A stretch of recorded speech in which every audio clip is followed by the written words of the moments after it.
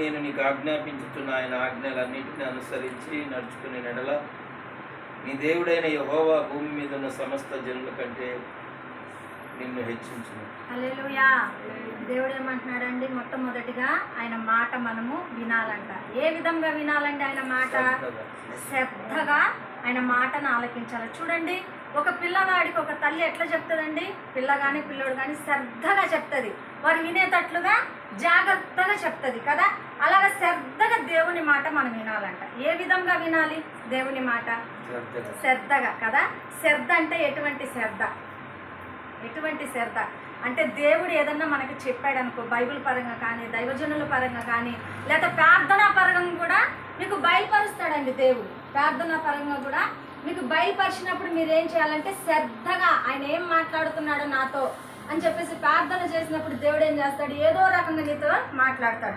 మాట్లాడినప్పుడు శ్రద్ధగా మనం ఆలకించి ఆయన పని చేసినప్పుడు వదిలితాం. హల్లెలూయా. ఈ భూమి ప్రజల కంటే కూడా నిన్ను నేను హెచ్చిస్తానంటున్నాడు. ఏ విధంగా హెచ్చిస్తాడండి? ఏ విధంగా హెచ్చిస్తాడు? సమస్త జనుల కంటే నేను హెచ్చిస్తానన్నాడు. అంటే ఆయన మాట వింటే హెచ్చిస్తాడండి. మాట వినకపోతే హెచ్చిస్తాడా? మాట వింటేనే హెచ్చిస్తాడు కదా. మనం ప్రేమించే బిడ్డలు మన మాట వింటేనే వారికి ఏదైనా కూడా మనం కొనిపిస్తాం కదా. వారి ఏడుస్తున్నా కూడా మనం చూస్తే అలా ఉంటామా? లేదండి. వారికి ఏది ఇష్టమో మన మాట విన్నారు కదా. ఈరోజు చక్కగా హోంవర్క్ చేయని బిడ్డలకు హోంవర్క్ చేయమన్నప్పుడు చక్కగా వాళ్ళు హోంవర్క్లు చేసినప్పుడు మనం ఏం చేస్తాము? వారికి ఎంత ఇష్టమైనదో కూడా అది 100 రూపాయలైనా సరే ఇప్పిస్తాం. హల్లెలూయా. ఇప్పిస్తాం కదా. మరి మన దేవుని మాట మనము శ్రద్ధగా వినినప్పుడు దేవుడు సమస్త జనుల కంటే నేను హెచ్చిస్తానన్నాడు. హల్లెలూయా. నీకు ఏది కొదువై ఉన్నదో నన్ను అడుగు అంటున్నాడు దేవుడు కదా. మనం మొట్టమొదటిగా ఆయన మాటే వినం కదండి. ఆయన మాట శ్రద్ధగా వినం. ప్రార్థన చేస్తాము కానీ ఆయన మాట్లాడే వరకు మనము చెయ్యము. 5 నిమిషాలు 10 నిమిషాలు మాత్రమే ప్రార్థన చేస్తాం. ఆయన మాట్లాడే వరకు మనము ప్రార్థన చేయము. అయ్యో నా బిడ్డ నేను మాట్లాడే వరకు లేకుండా వెళ్ళిపోయిందే అని చెప్పేసి ఆయన బాధపడతాడట. శ్రద్ధగా వినినప్పుడు మనకి ఎన్ని దీవెనలు వస్తాయండి? ఆ కింద మాటలలో చాలా దీవెనలు ఉన్నాయి కదా. నువ్వు బయటికి వెళ్ళినప్పుడు దీవించబడతావు, ఇంట్లోకి వచ్చినప్పుడు దీవించబడతావు. నువ్వు పిండి పిసికే తొట్టిలో ఉన్న పిండి కూడా దేవుడు దీవిస్తానంటున్నాడు కదా. నీకు సమృద్ధి దేవుడు ఇస్తానంటున్నాడు. నీకు లేమి చేస్తానంటున్నాడా? చేయనన్నాడు. ఈరోజు మనం దరిద్రగా ఉండి లేదా కష్టంగా ఉండి పేదరికం అనుభవిస్తున్నామంటే ఆ తప్పంతా మంది. ఏదన్నా లోటు మనకు కలుగుతుంది అంటే ఆ తప్పు మనదే. ఎందుకంటే మొట్టమొదటిగా ఆయనని మనము శ్రద్ధగా ఆయన మాట వినలేకపోతున్నాం. విన్నప్పుడు దేవుడు ఎన్నో ఆశీర్వాదాలు చాలా రాసి పెట్టాడు కదండి. ఆశీర్వాదాలు పొందుకోకముందు మనం ఏం చేస్తామంటే అడగదొరప ప్రార్థన చేస్తాము, వెళ్ళిపోయి మన పనులు చేసుకుంటాం కదా. అలా చేసేవారు చాలా మంది ఉన్నారు కదా. దేవుడు మాట్లాడే వరకు కూడా ఉండని ప్రజలు కూడా ఎంతో మంది ఉన్నారు. మరి చర్చికి వస్తారు, వాక్యం చెప్తున్నప్పుడే నిద్రపోతారు. హల్లెలూయా. నేను ఎవరిని ఉద్దేశించి చెప్పట్లేదండి, చెప్తున్న సహజంగా వాక్యం చెప్పేట పాటలు పాడి ఆరాధన చేసి ప్రార్థనలు చేసే వరకు ఉంటారు. ఖచ్చితంగా దేవుడు మాట్లాడుతున్నాడు వాక్యం ద్వారా అన్నప్పుడే నిద్రపోతారు. హల్లెలూయా కదా. అది మనకు శ్రద్ధగా ఎక్కడ వింటున్నాం? మనం వింటలేదు. వాక్యము దేవుడే ఉన్నది అన్నాడు కదా. దేవుడే మాట్లాడుతున్నాడు అని చెప్పాడు కదా. దేవుడు ఏం మాట్లాడుతున్నాడో నాకని చెప్పి శ్రద్ధగా వింటేనే కదండి వాక్యం తెలిసేది కదా. శ్రద్ధగా వినకపోతే మనకు ఏది తెలియదు కదా.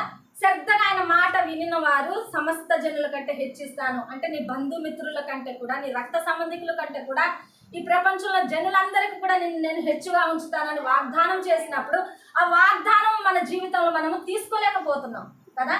తీసుకోలేక ఏం చేస్తాము? తిరిగి దేవుణ్ణి నిందిస్తాం. అయ్యా ఇంత ప్రార్థన చేస్తున్నా, నీ చర్చికి డైలీ వస్తున్నాను, కానుకలు ఇస్తున్నాను, అన్నీ చేస్తున్నాను, నన్ను ఎందుకు దీవించట్లేదు ప్రభా అని చెప్పేసి దేవుణ్ణి మనం ఏం చేస్తాము? నిందించే వారిగా ఉంటాం. నాకు ఈ లోటు ఎందుకు తీరతలేదు ప్రభా, ఈ సమస్య ఎందుకు తీరతలేదు ప్రభా, లేదా నాకు ఈ యొక్క కోరిక ఎందుకు తీరతలేదు ప్రభా అని చెప్పేసి చివరాఖరికి ఏం చేస్తాము? దేవుణ్ణి మనం నిందించే వారిగా ఉంటాం. హల్లెలూయా. దేవుడి తప్ప మంది తప్పండి? మనదే తప్పు కదా. మనదే తప్పు. చూడండి, ఒక భర్త ఉన్నాడు, ఒక 20,000 తీసుకొచ్చి ఒక భర్త ఇచ్చాడు మనకి జీతం. ఇచ్చినప్పుడు ఏం చేస్తాం మనం? 20,000 ఖర్చు పెట్టి రేపు లేవని చెప్తామా? చెప్పాము కదా. శ్రద్ధగా ఆయన 20,000 ఇస్తే ఎంత కష్టపడి నా భర్త తీసుకొచ్చాడని చెప్పేసి ఏం చేస్తాం? దాంట్లో కొంత మాత్రమే ఖర్చు పెడతాం, కొంత ఏం చేస్తాం? దాచిపెట్టి మరి ఏదో ఒక అక్కర్లకి మనము ఇస్తాము కదా. ఈ లోకంలో ఉన్న భర్త మాట మనం శ్రద్ధగా విని నడుచుకుంటున్నామే, సృష్టికర్త అయిన దేవుని మాట మనం వినలేక ఆయన ఆశీర్వాదములు కోల్పోతున్నాం కదా. కోల్పోయే వారిగా ఉంటున్నాం కాబట్టి దేవుడు ఏం చేస్తున్నాడు? బాధపడుతున్నాడు. చూసి ఏడుస్తున్నాడు, అయ్యో నా బిడ్డలు ఇకనైనాను నా మాట వింటారేమో, లేదా నా మాట విని వాళ్ళు దీవించబడతారేమో అని చెప్పేసి ఏం చేస్తున్నాడు, ఎదురు చూస్తున్నప్పుడు మనం ఏం చేయాలి, ఆయన మాటకి శ్రద్ధగా విని ఏం చేయాలండి, ప్రార్థన చేయాలా లేదా పడుకోవాలా, ప్రార్థన చేయాలా. శ్రద్ధగా దేవుడు ఏం మాట్లాడుతున్నాడో నాతో అని చెప్పేసి ఏం చేయాలా, శ్రద్ధగా చూడాలి. మరి చూడండి కీర్తనల గ్రంథము 23వ అధ్యాయము 5వ వచనంలో కూడా చూడండి, దేవుడు చక్కటి మాటలు మాట్లాడుతున్నాడు. ఎవరికంటే నిన్ను హెచ్చుగా ఉంచుతానన్నాడు, ఎవరి మధ్యలో నిన్ను భోజనం చేపిస్తానన్నాడు, దేవుడు అక్కడ మాట్లాడుతున్నాడు. చూడండి, నా శత్రువుల ఎదుట నీవు నాకు భోజనము సిద్ధపరచుదువు, నూనెతో నా తల అంటి ఉన్నావు, హల్లెలూయా, నా గిన్నె నిండి పొర్లుచున్నది. హల్లెలూయా. ఏమంటున్నాడండి, నా శత్రువుల ఎదుట నాకు భోజనము. శత్రువు ఎవరండి, సాతాను కదా. దానిని సిగ్గుపరచాలంటే మనం ఏం చేయాలి, మొట్టమొదటిగా దేవుడి మాట శ్రద్ధగా వినాలి. విన్నప్పుడు ఎవరికి సిగ్గు కలుగుతుందండి, సాతానుకు కలుగుతుంది కదా. ఆ సిగ్గుపరచటము మన వల్ల అవుతే సాతాను ఏం చేస్తుంది, మన గుమ్మంలో నుండి బయటకు వెళ్ళిపోతుంది. లేదంటే ఏం చేస్తుంది, ఇంట్లోకి వచ్చి మనకి ఇంకా బలహీనం పరుస్తుంది, ఇంకా అనేకమైన ఆలోచనలు కలిగేస్తా. నీ దేవుడికి ప్రార్థన చేస్తున్నావు, నిన్నేం దీవిస్తున్నాడు, నిన్నేం ఆశీర్దిస్తున్నాడు, ఈ పేదరికమే కదా, ఈ దరిద్రమే కదా, ఈ లేమే కదా, ఈ కష్టమే కదా అని చెప్పేసి నిన్ను పదే పదే గుర్తు చేస్తుంటాడు.